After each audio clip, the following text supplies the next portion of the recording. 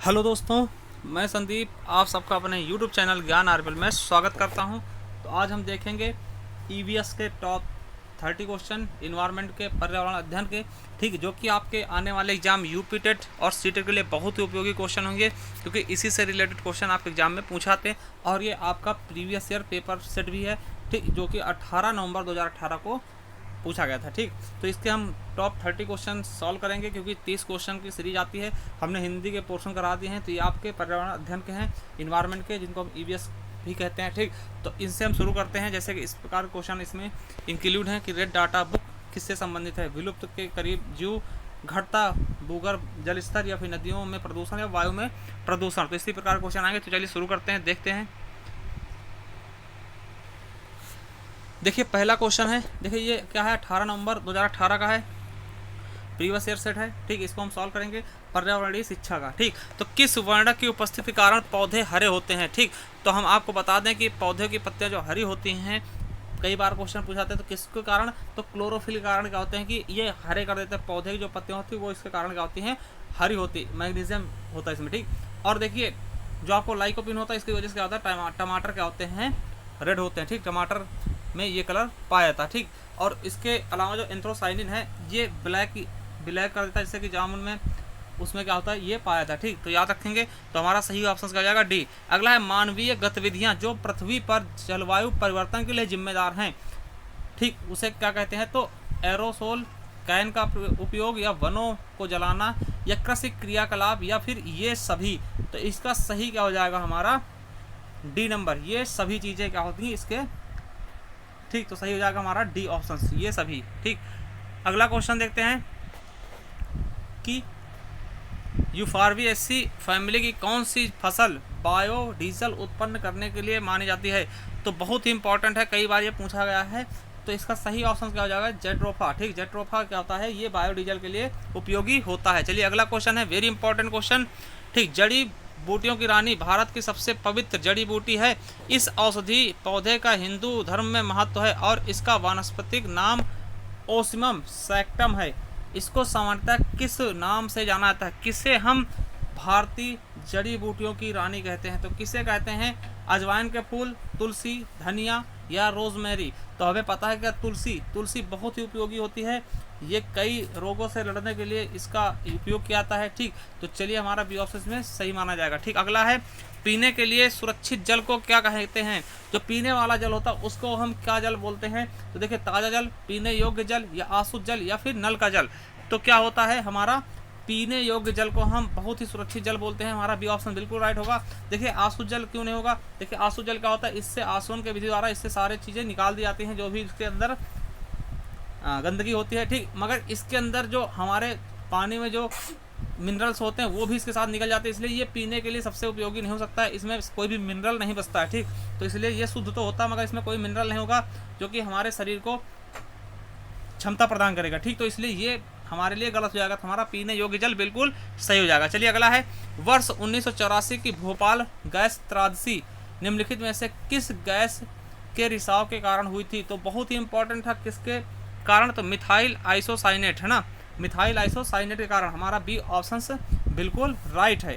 चलिए अगला लेते हैं, विश्व पर्यावरण दिवस कब मनाया जाता है। तो वेरी इंपॉर्टेंट क्वेश्चन है और इजी भी है। विश्व पर्यावरण दिवस कब मनाया था, तो 5 जून को। कब मनाया है, 5 जून को। तो याद रखेंगे 5 जून को विश्व पर्यावरण दिवस मनाते हैं।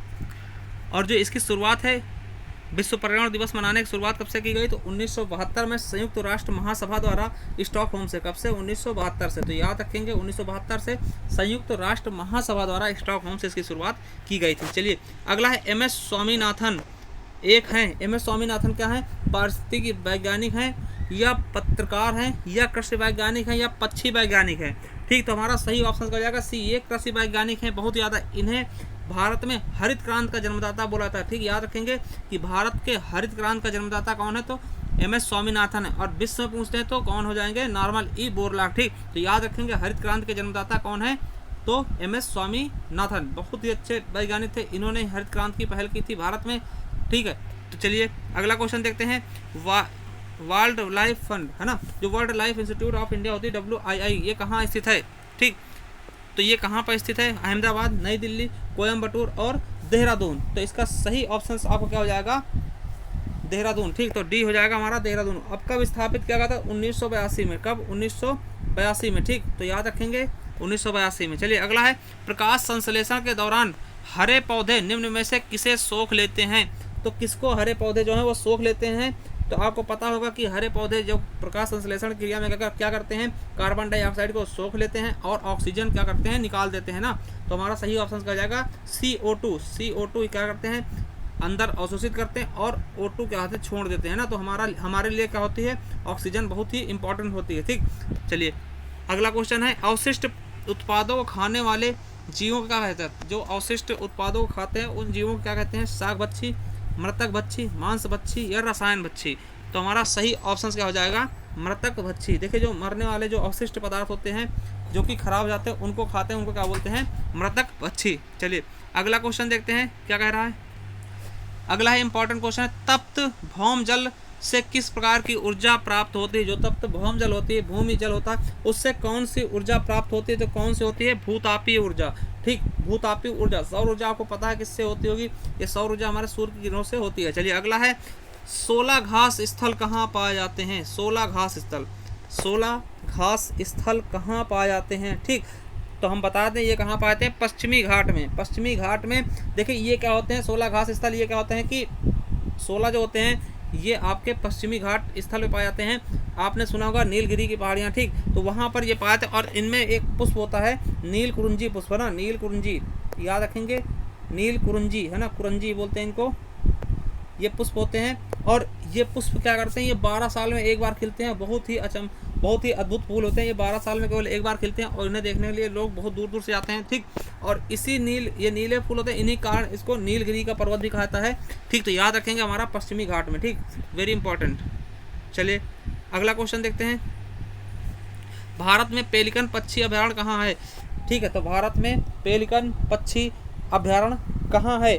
तो इसका सही ऑप्शन क्या हो जाएगा हमारा, 14 का डी। ये तीनों जगह हैं। ठीक है, और देखिए ये जो पेलिकन पक्षी ये क्या होता है, ये प्रवासी पक्षी हैं जो साइबेरिया और पूर्वी यूरोप से भारत आते हैं। ठीक, पूर्वी यूरोप से भारत को आते हैं। तो ये सभी हमारा राइट आंसर हो जाएगा। चलिए अगला है, मिनी माता रोग ऐसी मछली खाने से होता है जिसमें अधिकता पाई जाती है। किस चीज़ की अधिकता पाई जाएगी मिनी माता रोग में, कैडमियम, आर्सेनिक या पारा या ये सभी। तो किसकी अधिकता पाई जाती है, पारा के कारण क्या होता है मिनी माता रोग। ठीक, जो पारा युक्त मछलियाँ होती हैं उनको खाने से लोगों के शरीर में क्या होता है, मिनी माता रोग हो जाता है। ठीक, चलिए अगला है, ओजोन परत का अधिकतम ह्रास निम्नलिखित में से कहाँ हुआ है। तो देखिए वेरी इंपॉर्टेंट क्वेश्चन है। तो इसका जो ज़्यादा ह्रास को कहाँ पे हुआ है, दक्षिणी ध्रुव पर। ठीक, दक्षिणी ध्रुव पर सबसे ज़्यादा ह्रास हुआ है। चलिए अगला क्वेश्चन है, इनमें से कौन भारत के प्रथम मुख्य न्यायाधीश थे। तो कौन है, हीरालाल जेकानिया या M पतंजलि शास्त्री या मेहर चंद्र महाजन या फिर SR दास। तो कौन थे, तो आपको पता होगा हीरालाल जेकानिया। ठीक, ये हमारे प्रथम मुख्य न्यायाधीश थे। ठीक, अभी आपको कमेंट करके हमें बताना है कि वर्तमान में कौन मुख्य न्यायाधीश हैं। ठीक, वर्तमान में कौन मुख्य न्यायाधीश हैं यह हमें बताना है। चलिए अगला क्वेश्चन देखते हैं। अगला क्वेश्चन है, रेड डाटा बुक किससे संबंधित है। रेड डाटा बुक किससे संबंधित है, विलुप्त के करीब जीव, नदियों में प्रदूषण या घटता भूगर्भ जल स्तर या फिर वायु प्रदूषण। तो इसको हमने थंबनेल पर लगा रखा है इस क्वेश्चन को। तो इसका क्वेश्चन का जवाब अगर आपको पता है तो हमारे कमेंट बॉक्स में कमेंट करके आपको बताना है। ठीक, चलिए अगला क्वेश्चन देखते हैं, इनमें से कौन वर्तमान में महिला राष्ट्रीय आयोग की अध्यक्षता हैं। तो देखिए ये करंट का क्वेश्चन आया था अभी हाल ही में। ठीक, तो कौन इस समय, रेखा शर्मा। आपको पता होगा कि रेखा शर्मा 2018 के करीब बनी थी। ठीक, महिला आयोग के अध्यक्ष बनी थी। चलिए अगला है, लोकसभा और राज्यसभा की संयुक्त बैठक किसके द्वारा आयोजित की जाती है। देखिए जब लोकसभा और राज्यसभा में क्या होता है, टकराव होता है, तो राष्ट्रपति द्वारा एक संयुक्त बैठक बुलाई जाती है। ठीक, संयुक्त बैठक बुलाई जाती है। ठीक, तो किसके द्वारा, राष्ट्रपति द्वारा। चलिए अगला है कि निम्नलिखित में से संविधान के किस भाग में पंचायती राज व्यवस्था का प्रावधान है। तो किसमें पंचायती राज व्यवस्था का प्रावधान है, तो किसमें है, तो अपने 9th में। ठीक, 9th शेड्यूल में। ठीक, चलिए 9th में क्या है, पंचायती राज व्यवस्था के बारे में बताया गया है। चलिए अगला है, 74वें संविधान संशोधन का संबंध किससे है। तो 74वें जो संविधान संशोधन का संबंध है वो किससे है, राष्ट्रपति की शक्तियों से, ग्रामीण स्थानीय स्वशासन से या शहरी स्थानीय स्वशासन से या संसद की शक्तियों से। तो किससे है, हमारा शहरी स्थानीय स्वशासन से। हमारा सी ऑप्शन बिल्कुल राइट हो जाएगा। अगला है, किस गैस के वर्षा के पानी में घुलने से वर्षा का पानी अम्लीय हो जाता। तो अम्लीय वर्षा होती है उसके बारे में पूछा गया। तो किसके कारण आपको पता होगा, सल्फर डाइऑक्साइड SO2 बहुत ही इंपॉर्टेंट होता है। ये क्या करता है कि अम्लीय वर्षा का निर्माण करता है, जिससे ताजमहल क्या हो रहा है, बदरंग होता जा रहा है।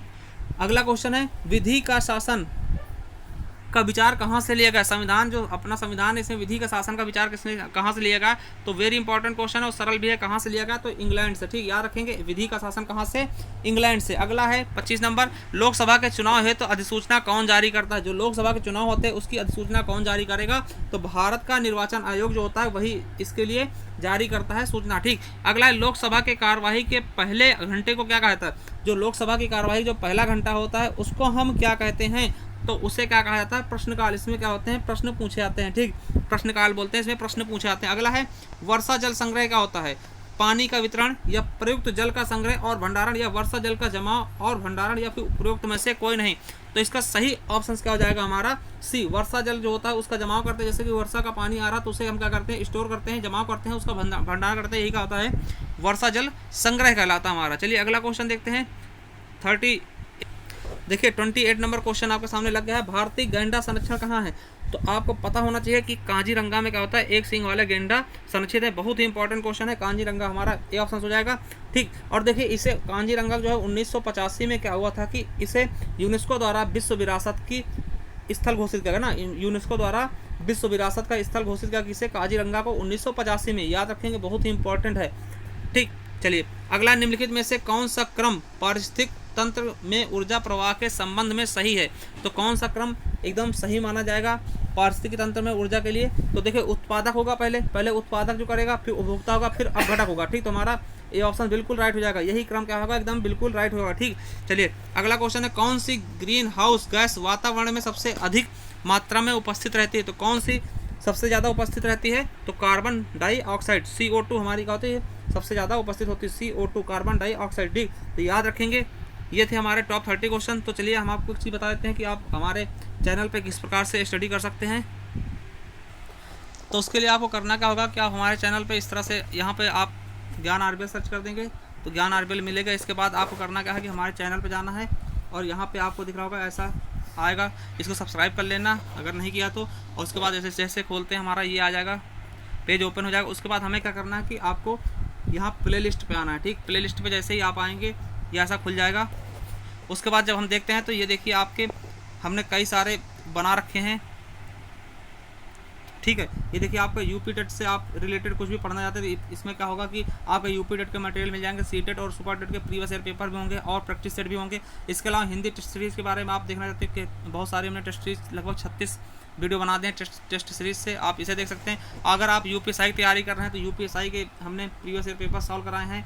मूल विधि के हमने बहुत सारी वीडियो बना के इसमें डाल रखी हैं। ठीक, 13 वीडियो हैं लगभग। और हिंदी के हमने संपूर्ण हिंदी पढ़ाने का एक प्ले लिस्ट बनाया था जिसमें हमने लगभग 40 वीडियो डाल दिए हैं। वो आप देख करके अपने आप से बहुत अच्छे से नोट्स बना सकते हैं। जैसे देखिए हमने ये संपूर्ण हिंदी को खोला तो इसमें देखिए एक क्रम से वीडियो आपको लगी मिल जाएंगे 40 वीडियो। देखिए हमने बोली के बारे में बताया, फिर भाषा का विकास, हिंदी का विकास, इसमें बहुत सारी वीडियो इस तरह से चलते हैं हमने पढ़ाया है। ठीक, तो आप जा करके इसमें देख सकते हैं। अगर आप नए हैं तो चैनल सब्सक्राइब कर ले और बेल आइकन जरूर प्रेस करें जिससे आने वाली वीडियो नोटिफिकेशन आप तक आसानी से पहुँच सके। थैंक यू, धन्यवाद।